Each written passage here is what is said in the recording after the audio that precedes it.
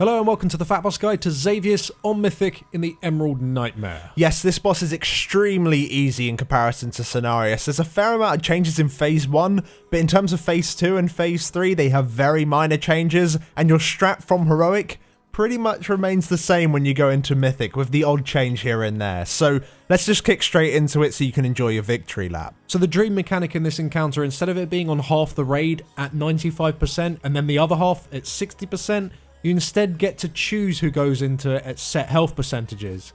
At roughly 97%, 80%, 60% and 45%, 5 beams will spawn around the room, and then 5 seconds afterwards a ball will land in that beam, causing whatever player stood inside to enter the dream state. Now if there isn't a player in there whatsoever, a corruption horror ad will spawn instead, which is a wipe. So as a result, you'll want to assign every single person in your entire raid to stand at a beam at certain health thresholds, just to make sure that all the beams are soaked. And note, if you soak one beam, you cannot soak it again. That's why you need to assign all 20 players for each individual health threshold. Now for each set of beams, you want to assign one healer and then the rest DPS, apart from the very first one, which happens at around 97-95%, and the third, which happens at 60%. You want to make sure that you have a tank in those as well. Now the 5 beams will always spawn roughly in the same place, with a small amount of wiggle room. As you can see here, they always spawn in a pentagon shape, with one spawning initially where the boss starts the fight, and the other 4 spread evenly around the sides of the room. Before we pull the boss, we place markers roughly where they spawn, and then we assign players to go to those markers when it's their turn to go there.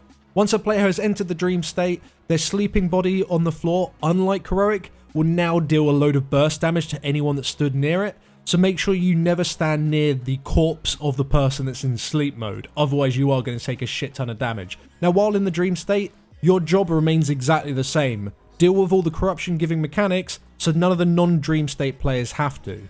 Now with that in mind, let's talk about Phase 1. First off, the lurking corruptions. These 2 ads will spawn under a ranged player's location, dealing splash damage to anyone within 6 yards, just like on Heroic.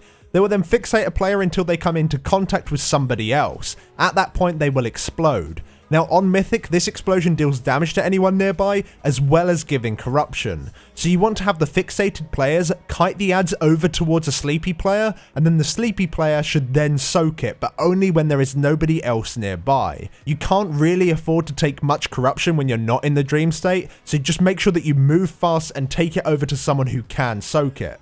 Moving on to the manifest corruption, when this ad spawns, you want to have your sleepy tank pick it up and tank it underneath the boss. It does have its frontal cleave still, which applies corruption, just make sure that the sleepy tank is the only one who's going to get hit by it.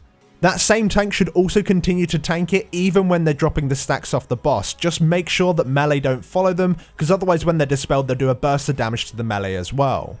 When this ad spawns, and then every single time it uses a corruption nova, you want to use some form of healing cooldown. Not only is this a great time to use it just because of output purposes, but abilities tend to overlap at this point as well, such as getting a nightmare blade or some lurking corruption spawn, which can easily combo a player unless a healing cooldown is in place. If you follow our strat, then you'll only ever have the initial burst from the ad spawning and then 3 corrupting novas, so overall you're going to need to use 4 healing cooldowns, so just make sure you assign for all of them. On Mythic, you want to get into Phase 2 before 2 of them spawn, as the extra corruption that everyone will gain will make the later parts of the fight more challenging. You could probably get away with 2 in all fairness, and that's what we did on our first kill. It's just not particularly pretty, and many people will become mind controlled too early in Phase 3 before the boss dies. So we recommend that you just bloodlust in Phase 1, and then you should be able to easily get away with just having one of those ads. However, if this doesn't work, and even with bloodlust you're still getting 2 ads, just save your bloodlust to make Phase 3 quicker instead. Now for the tanks, you will still have the Darkening Soul debuff, and it's pretty identical to Heroic. It's a permanent debuff placed on you and it deals ticking damage. When it is dispelled, the tank explodes, dealing damage to anyone nearby and giving 25 corruption to the dispeller. Just like on Heroic, you want to taunt on 3 and then run out and be dispelled by the sleepy healer. If you want to get an abnormal amount of stacks at the beginning to better line up the debuff dropping and the ad spawning at the same time, then you're more than welcome to. However, overall, it's pretty unnecessary.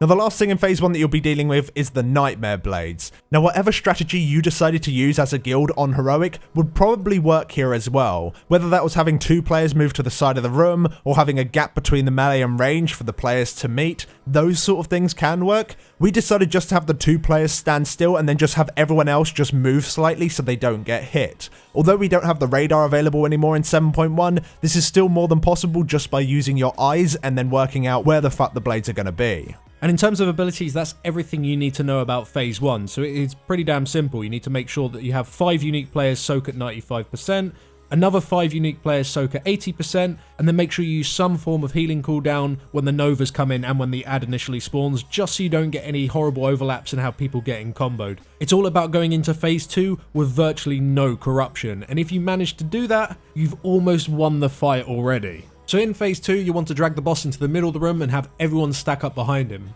And every time the corruption meteors spawn, get everyone hit from them apart from the tanks. Whenever the bonds of terror comes in, make sure you run against each other just so the bonds are removed. Whenever the ads spawn around the sides of the room, quickly switch to them and note that they do have way more health than they did on Heroic, so you actually need to switch to them, and as soon as they are dead, have your sleepy players go inside the pools to soak them up. You want your tanks to be generally taunting around the 6 stack mark and getting dispelled outside the group, and then again having a sleepy player go and soak their pool. However, if you can align the Nightmare Infusion buff so that the sleepy tank is getting extra corruption, then feel free to gain a couple of extra stacks just so that lines up better. But you may want to ask for defensive cooldowns while doing that because you are going to be taking additional damage. Now during this phase, the Dream Beams spawn at 60% and 45%, and they work the exact same way. The only thing that you really need to worry about is that while you are running to go and soak it, you can sometimes get the bonds of terror on you. There's nothing you can do about it. Soaking is more important than breaking these bonds. Healers just need to make sure that they bitch heal you, and whichever player you're bonded with needs to start running towards you so you can break it as soon as you've got your dream. And the only other potential issue you could have is if you have a meteor spawn at the exact same time when you need to go and soak these beams. If it goes on a player that doesn't need to go and soak, it's probably a good idea to use a healing cooldown to compensate for the fact that 5 less players are going to be hit by it. And if it goes on a player that needs to go and soak the beam, either your entire raid needs to run with him, or it's just a wipe. This situation has never happened with us, we've never seen it, but if it does, the raid just needs to be ready to chase that person. And that's all it is to this particular phase. It is literally Heroic, except people need to move out and soak beams at 60% and at 45%, and the ads have more health. Do note though that towards the end of the phase, there are going to be less and less people inside the dream state, so soaking the ads that spawn in from the side of the room might be a little bit more problematic. But if your corruption is already quite low, say it's under 20, and you're not in the dream state, there is no harm you going out and soaking them. Your corruption doesn't go up that fast, providing you don't stand in any mechanics that you're not supposed to. Now when you get the boss to 30%, he will go into phase 3. You want to do what you did on Heroic, just stack up underneath the boss to share the Corruption Meteor. These Corruption Meteors are also the best time for healers to use cooldowns. We don't pre-assign our cooldowns for the Meteor necessarily, we just call out on the fly who should use what and when. Tanks you want to keep swapping on 6 and getting dispelled outside the group whilst a low Corruption or sleepy player goes and soaks the pool that you leave behind. Make sure that the 2 players with the Nightmare Blades move out of the group, and then you just nuke the boss and completely ignore the tentacles, and if anyone becomes mind controlled, you stun them and you kill them off. So it's phase 3 on Heroic, and that's what you do on Mythic as well. Assuming you can do that, the boss is going to die pretty quickly. So the fight is terrible.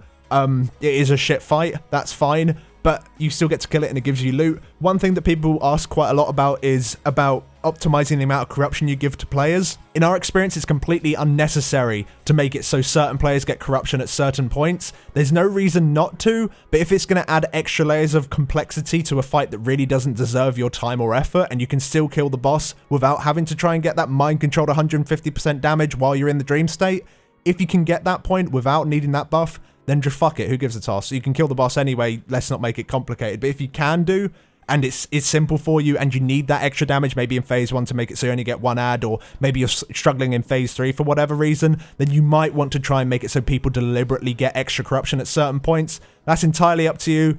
Feel free to organize that, but generally speaking, this fight is pretty much a blowover. If you could kill Cenarius, you can kill this guy without really thinking about it. But thank you very much for watching, guys. If you enjoyed this video, then do drop us down a like. It helps us out so much. And before you do go, check out our sponsor, Discord. Discord is a service which allows you to make a server for your friends or your guild, where you can make your own voice and text channels. And the best thing about it is that it's entirely free. We have our own community FatbossTV Discord server where people talk about raiding, our videos, we chill out. We're on there all the time. Come and drop by, the link is in the description. And a huge shout out to all of our supporters over on Patreon. If you wish to join these lovely group of people, then the link is also down in the description. And we shall see you all in the next video. Thanks for watching. Thanks for watching.